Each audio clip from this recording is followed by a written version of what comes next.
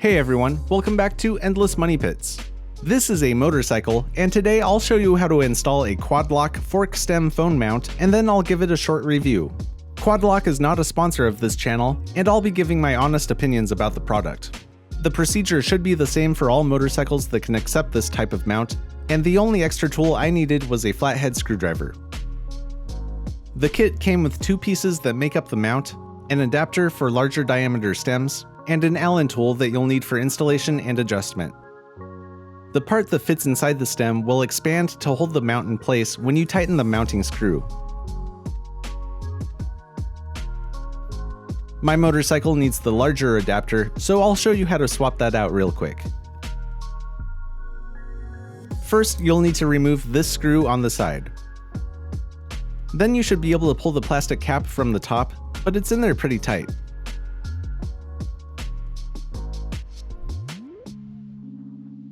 Loosen the mounting screw until the adapter comes free.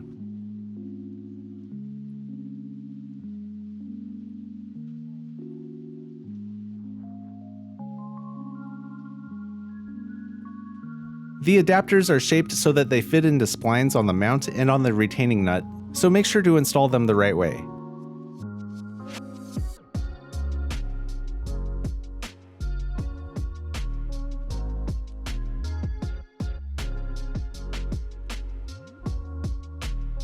Tighten the mounting screw so that it holds the adapter in place, but isn't spreading the adapter apart.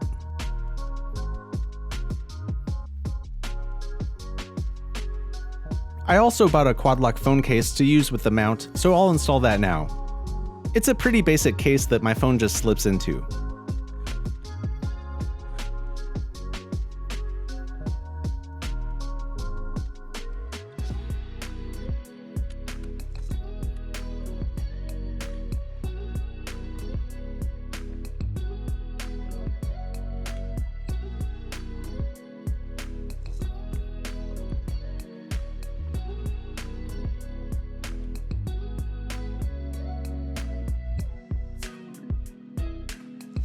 On my motorcycle, there's a metal cap covering the fork stem, and I needed a flathead screwdriver to pry it off. Yours might look a little different, but there's usually some type of cap or plug that needs to be removed. Clear away any dirt before installing the mount. This mount lets you fine-tune the height and angle your phone sits at by loosening the adjusting screws on the side, but I'll just get it installed for now. Set your basic angle and tighten the mounting screw to secure the Quadlock mount. Reinstall the plastic cap and the screw that holds it in place.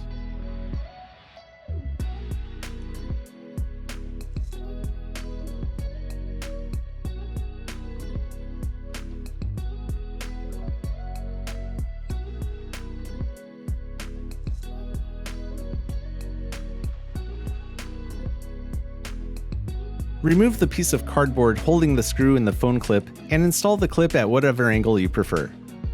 The clip is what you press to twist and remove your phone from the mount. The mount comes with a blue clip by default, but a few other colors are available.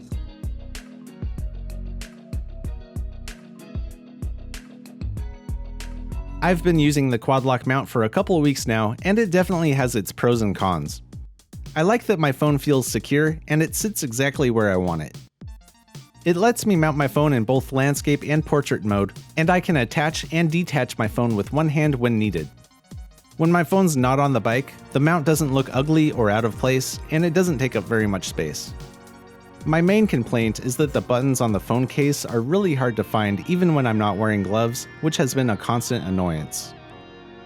It can also be a little tough to line up my phone with the mount, especially the first few times I used it, but it's gotten easier with time. Another downside is that Quadlock phone cases are limited to iPhone, Samsung, Google, and Huawei models, but they sell a universal adapter that can be attached to your current phone case. Quadlock also has mounts available for a variety of other activities and offers wireless charging and shock-absorbing heads to upgrade your mount.